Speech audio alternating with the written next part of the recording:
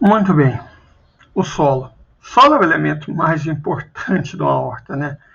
Ele é considerado pela agricultura ecológica, que é aquela com a qual eu procuro trabalhar, uma estrutura viva, dinâmica. Ele é um organismo, todo um ecossistema. Quais são as características e qualidades do solo que você deve considerar ao fazer a sua horta?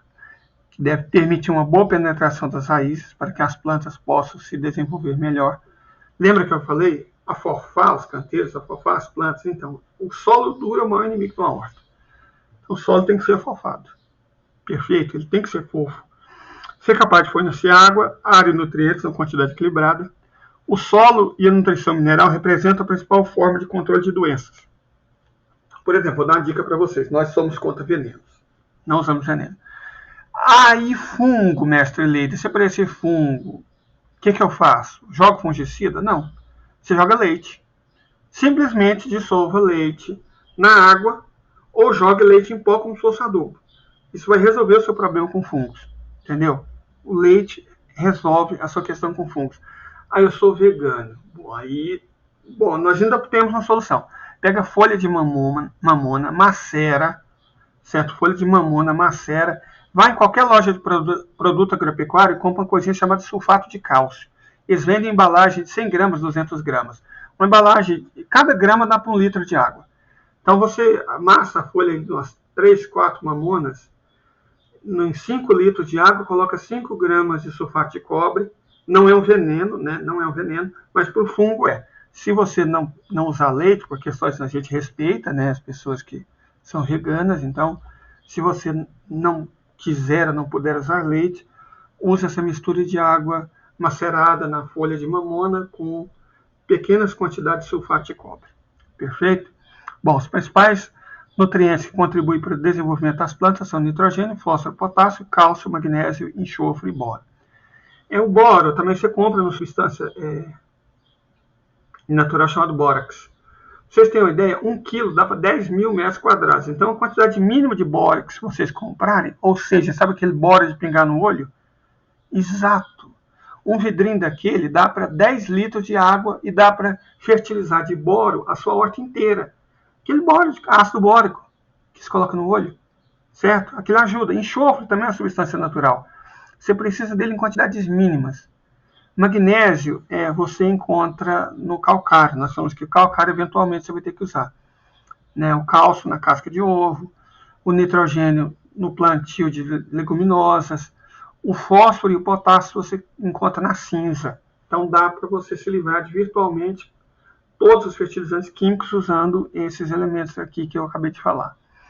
Vamos especificar. As principais fontes de nitrogênio é o esterco dos animais. O melhor de todos é o de coelho e de galinha. Certo? Compostos, biofertilizantes, torta de mamona, adubação verde com plantas, das leguminosas, né? Já falamos sobre isso. E farinha de osso.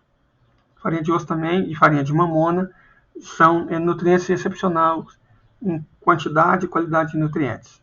Certo? É o nutriente que faz a planta crescer.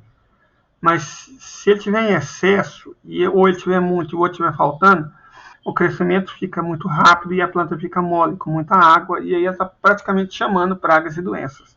Certo? Você tem que equilibrar o nitrogênio sempre com potássio e cálcio, ou seja, com cinza. Deixa eu dar um bizu aqui para vocês. Vamos imaginar que você você comprou aquele esterco que vende, você mora de cidade, né? Hoje em dia a maioria dos brasileiros mora em cidade, então não vai ser fácil você achar o esterco orgânico, raiz, mas você vai achar humus de minhoca. Humus de minhoca.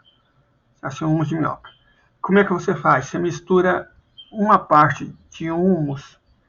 Não, eu estava errando a matemática.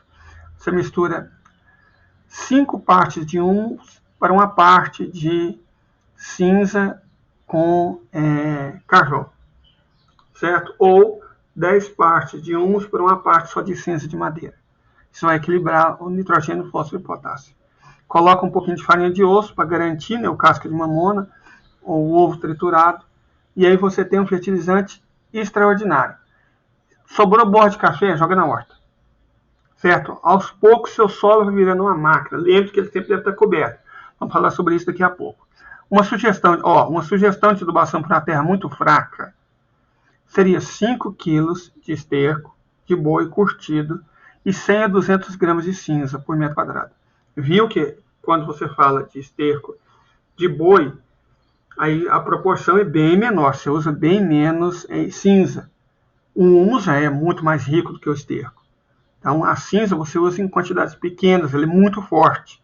Ela realmente tem muito potássio e muito fósforo, então você pode usar muito pouco.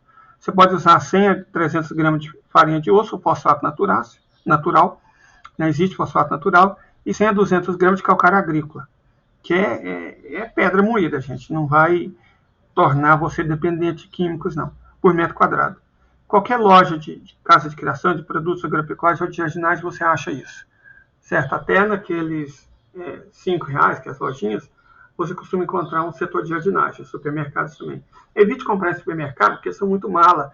Eles vendem uma embalagenzinha pequena, com um cereal que é super verde, uau, né? E você vai ver aquilo, é NPK, que é adubo, certo? Então, sempre que puder, compre na loja de produtos agropecuários, que vai sair muito mais barato, certo? Você pode escolher de fato o que você quer. Mas é importante, quanto mais fraco for o solo, ainda mais no começo, você dá uma fortificada nele. Perfeito?